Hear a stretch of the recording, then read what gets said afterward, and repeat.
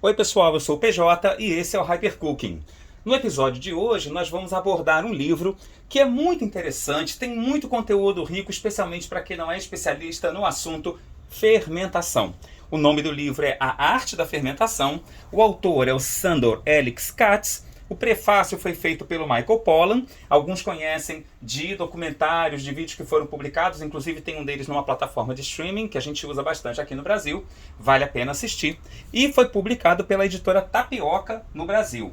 Eu recomendo que vocês tenham contato com a edição da sua preferência, seja no original em inglês ou essa edição, que está muito bem feita. Eu adorei o trabalho da Tapioca, fica aqui registrado o meu elogio pela qualidade da publicação, a qualidade da capa, a lombada e esses outros detalhes. Eu, por exemplo, que sou um comprador ávido de livros de gastronomia, de culinária, gosto de conhecer culturas novas, de conhecer novas receitas, novos ingredientes. Então eu prezo muito quando a editora tem o carinho de fazer um livro bem feito, que vai durar muito tempo nas nossas mãos, que vai poder ser manuseado durante um preparo na cozinha, sem a gente ter o medo da capa ficar toda engilhada, ou do conteúdo, da lombada, etc. Então, é bem legal esse livro, e eu vou começar comentando sobre fermentação em âmbito geral. Primeiro, esse é um livro de referência no assunto, ok? Eu sugiro todos aqueles que queiram aprender um pouco mais sobre fermentação, não importa se é para você fazer cerveja ou se é para você produzir compotas e etc. Vale muito a pena você comprar esse livro, especialmente quando você conhece a história do autor. O Sándor, ele foi desenganado por conta de uma doença, há alguns anos atrás, se envolveu com uma comunidade que tinha esses conhecimentos relacionados à fermentação, que buscava fortalecer a saúde com uma alimentação natural, e ele, a partir daí, passou a ser não só um defensor, mas ao longo do tempo, uma das grandes referências mundiais no assunto. Então esse livro, ele tem 2 publicados no Brasil. Esse é o primeiro, Arte da Fermentação. Em outro episódio eu falo sobre o outro, que eu também tenho, que é maravilhoso. Mas o que é interessante falar sobre o Arte da Fermentação? Ele teve a curiosidade e ao mesmo tempo a humildade de buscar referências em vários cantos do mundo. Então, ao invés dele dizer assim, eu sou o Sándor, eu entendo pra caramba de fermentação e é assim que eu faço, ele fala, não, olha, no Oriente se faz assim, na comunidade tal dos Estados Unidos se faz assado, você pode experimentar, na Rússia tem uma forma de fermentação que é assim, e por aí vai. É muito legal, então, muito rico esse livro por causa disso. Quando a gente passa as páginas, e eu vou fazer isso com o áudio original, ó, não é aquele efeitozinho que se usa em podcast do sonzinho da página, é a página virando. Olha que legal. Então, começa primeiro falando sobre a história da fermentação. Então, como é que a nossa relação com as bactérias, os micro-organismos, nos encaminhou numa determinada direção evolutiva. Aí traz depois os benefícios da fermentação. É importante a gente pensar porque, especialmente quando a gente está acostumado a uma lógica de alimentação baseada em produto industrial, você fala assim, não, fermentou, estragou. Será que fermentou, estragou? A gente precisa avaliar isso com calma, tem que conhecer o assunto para que a gente não seja induzido ao erro por pessoas que não trabalham de forma a disseminar informação. Então, é claro, se você vai num supermercado e encontra um produto todo estufado, você pode ter um nível tal de desconfiança que acertadamente faça com que você não adquira aquele produto. Agora, a produção em casa, se você teve uma fermentação, teve um processo que gerou espuma, teve um processo que inchou a embalagem, até que ponto isso não é parte do preparo do alimento que você quer obter? Eu digo isso porque, por exemplo, quem já trabalhou com fermentação em casa, eu já trabalhei há alguns anos, eu trabalho com isso, você sabe que as coisas geram pressão, carbonata a bebida, carbonata o teu preparado, e isso não quer dizer de forma nenhuma que tenha estragado o que você estava fazendo. Então, se você vai trabalhar, por exemplo, fazendo uma gingerbia, fazendo uma cerveja, fazendo um chucrute ou algum outro produto baseado em fermentação que enriquece os seus sabores ou que só fica pronto por meio da fermentação, você precisa estar atento aos sinais. Nem toda vez que você tem bolinhas, que você tem pressão, quer dizer que esteja estragado. Pode ser exatamente uma etapa para você chegar onde você quer. E aí ele defende os benefícios da fermentação. E a gente tem sempre uma discussão que tem que ser feita com muita calma, por exemplo, se contrapondo ao produto industrial. O produto industrial não é ruim.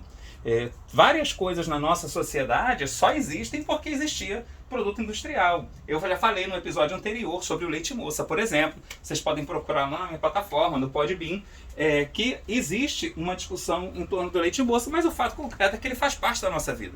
Não quer dizer que seja uma coisa ruim. Agora, claro, a gente também não pode inverter a situação desprezando os benefícios que uma alimentação natural pode proporcionar. Aí depois ele fala sobre equipamentos, sobre técnicas. Então, para que você usa o sal? Qual é o tipo de água que você deve usar no processo de fermentação? Que tipo de recipiente é apropriado? Porque pode ser que tem coisas que você tenha mais conforto ou mais chance de ter sucesso quando você coloca em vidro, porque você pode observar o processo. Tem outras em que naturalmente você vai colocar em um pote cerâmico vedado, hermético, por exemplo, exatamente para proteger da luz. Então cada técnica, cada preparo que você pretende fazer vai te levar a algum lugar.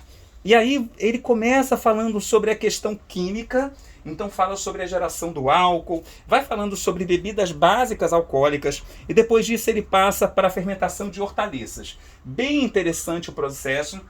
O mais interessante da fermentação, gente, é aqui que eu quero insistir. Gente, quem não faz em casa ainda, comece a fazer. Experimente com cuidado, com atenção, seguindo as instruções à risca, mas faz, porque você começa a ter uma riqueza de sabores, uma diversidade de paladar que você não vai conhecer se ficar dependendo só daquilo que você compra na prateleira do seu mercado de referência. Então é importante você conhecer, até para você saber o seguinte: vai que a tua paixão na gastronomia, na alimentação, é exatamente preparar esse tipo de comida. Vamos lá, vamos experimentar, gente, botar a mão na massa.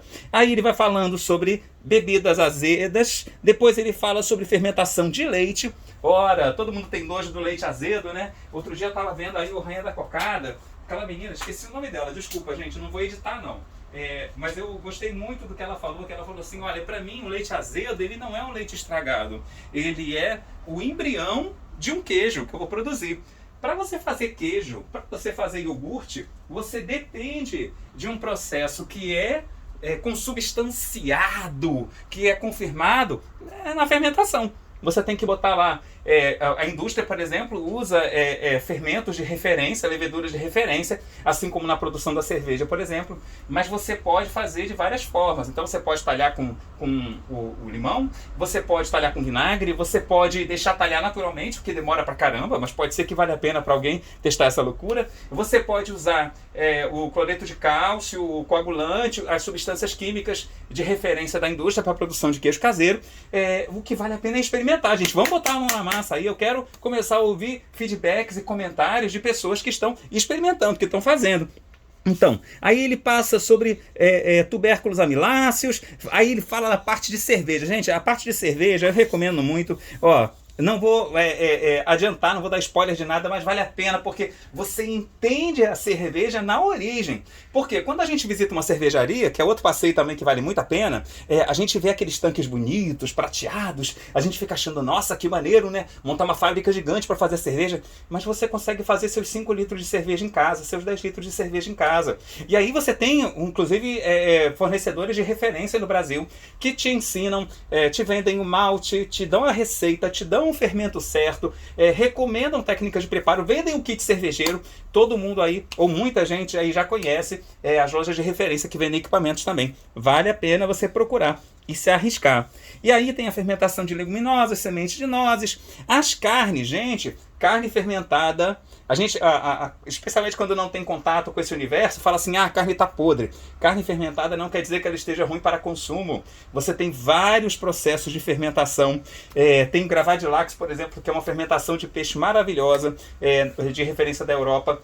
Tem várias outras formas de você trabalhar com cura de carne, com outras formas de produzir alimentos ricos a partir de carnes cruas, de carnes não processadas. E eu recomendo que você tenha a questão da preocupação de experimentar com segurança alimentar, mas de fazer em casa e descobrir como é que esse negócio é produzido.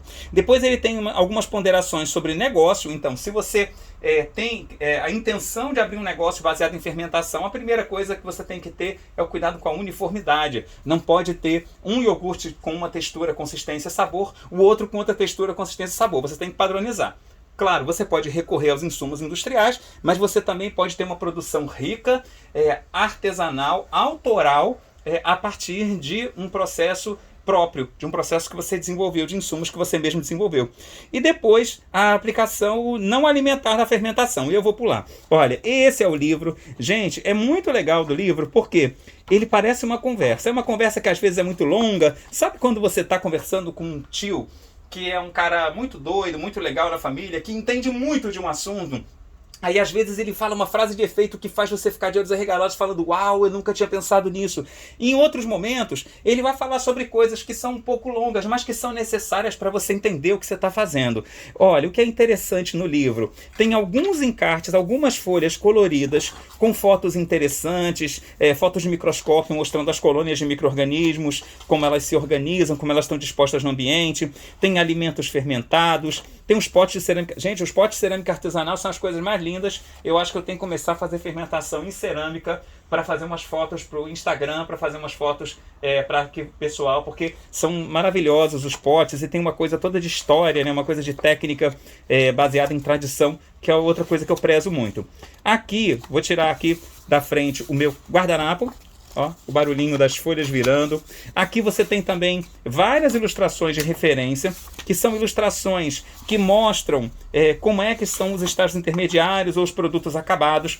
E aí, por fim, você tem também muitas referências. Uma coisa que o Sandor faz, que eu acho muito legal, é que o Sandor dá as referências técnicas. Então você tem dezenas e dezenas de referências no final do livro que você pode consultar para que você possa eventualmente se aprofundar num assunto da sua referência. Recomendo esse livro, nota 10, 10, 10, 10, 10. A Arte da Fermentação, Sandor Eric Katz, prefácio do Michael Pollan, publicado no Brasil pela editora, pelo selo Tapioca. Ok, gente? Esse era o conteúdo para o episódio de hoje. Eu espero que você continue comigo. Eu sou o PJ, esse é o Hypercooking.